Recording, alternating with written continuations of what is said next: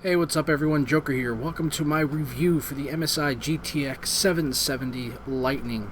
Today I'm going to be doing a full review for you guys, going over the noise levels, the benchmarks, and just my overall opinions of this absolutely fantastic card, which just came out recently. You can pick them up now for $460 from wherever your favorite retailer is. I got it from Amazon after sending back my GTX 680 that they sent me just a couple months ago. So stay tuned as I bring you my review. Hey, what's up, Slunch Joker here. As you heard there, this is my review for the MSI GTX 770 Lightning. I got the card about a few weeks ago, and so far I've been putting it through its paces, and I am very, very happy. If you've seen my previous videos, you know I got a GTX 680. It was the MSI Twin Frozr IV OC edition. I personally wouldn't have went out and spent the extra money to upgrade to this card, but the reason I got it is because Amazon, even though I had gone past the 30-day return limit, they were willing to give me a full refund on the 680 because I wanted to get the 770 instead. So big ups to Amazon. Thank you so much. They have absolutely excellent customer service, which is why I always try to do my business with them.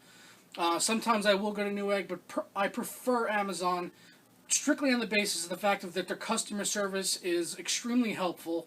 And in the past, when I have had to return things, they've always been obliging. And in this case, I was almost 3 weeks after the 30-day return policy that they have, and you know, this is a $470 refund they gave me, so that's huge. So big ups to Amazon for that. Thank you very much.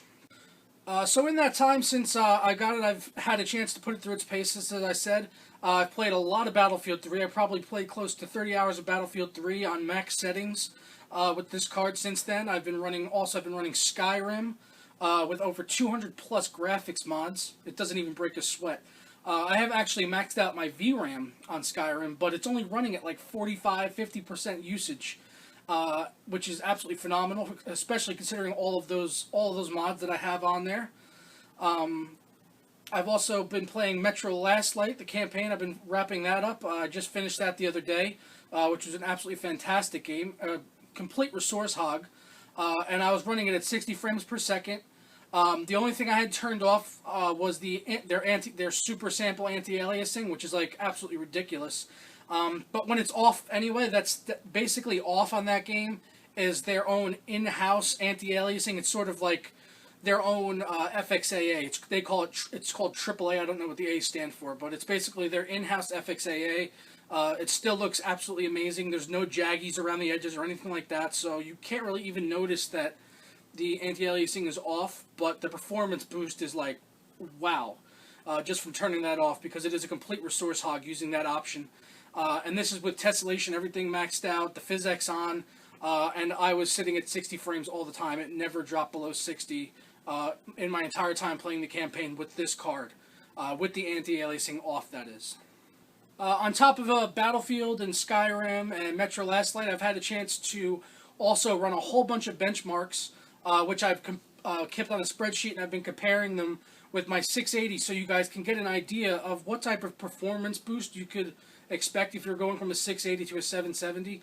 And personally, I would not recommend doing that. If you have a 680, you know, you're fine with the 680 until the 800 series come out. There's really no reason to get a 770 because the performance increase is minimal. I'm talking about like maybe 5%, and that's on a factory overclocked card. It's overclocked to the max. So if you're already running a 680, don't get a 770. Mine was a special circumstance. You know, Amazon was willing to basically give me the card for free, so I wasn't going to say no to essentially what was actually a cheaper card. I actually wound up saving $10. I got $10 back and a 5% performance increase roughly across all games. So let's go ahead and take a look at the benchmarks.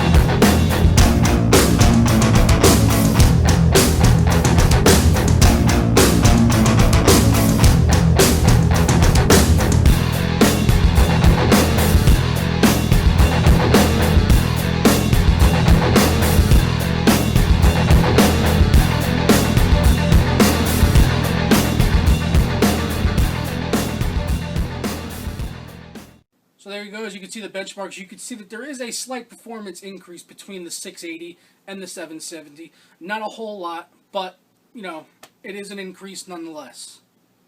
And also on those benchmarks, you may have noticed there was the two GTX 690s. That was for like the uber class of PC gamers. That's my buddy Kurt, who I've mentioned in previous videos. He's running two 690s in SLI on an almost identical system to mine, besides the graphics hardware. We both have i5 3570Ks at 4.2 gigahertz, 16 gigabytes of Corsair Vengeance RAM, clocked at 1866 megahertz, and we are also both running MSI Z77 MPower motherboards, which are absolutely fantastic. If you're looking to get a third-gen Intel processor from the 1155 family, I really cannot recommend this board enough. It's absolutely amazing. As for the cooling on the card, I really can't say enough about it. It's the Twin Frozr fan design that MSI is known so well for that I had on my previous 680. This is the Twin Frozr IV fans now, which are supposedly even better.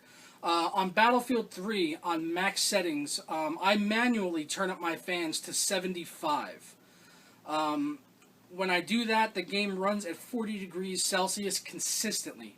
And max settings, and it's maybe using like 45-50% of my card, and only getting 40 degrees Celsius. That's absolutely fantastic. The highest I've seen this card get so far is like 55 Celsius, and that was at 100% load on DirectX 11 Heaven benchmark. That was on extreme settings, and it was sitting right around 55 degrees Celsius with the fans under 100% load. So the cooling on the card is absolutely amazing. I mean, I really don't think you're going to find a better 770 out there with the combination of the factory overclock, which is insane, plus the cooling. So, in my opinion, this is the best 770 on the market. Based on everything I've read and everything I've seen, and the reviews and everything that's out there, if you're getting a 770 and you don't get the 770 Lightning, you are doing yourself a serious disservice. And to give you guys an idea of how the noise level is on this card, allow me to show you this here. This is how the card sounds when the computer is running idle.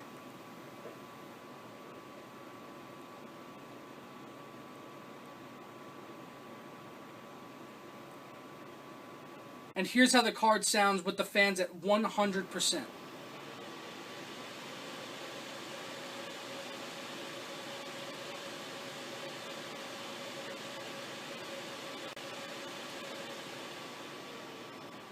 Alright, so that's going to wrap it up for my review of this MSI GTX 770 Lightning.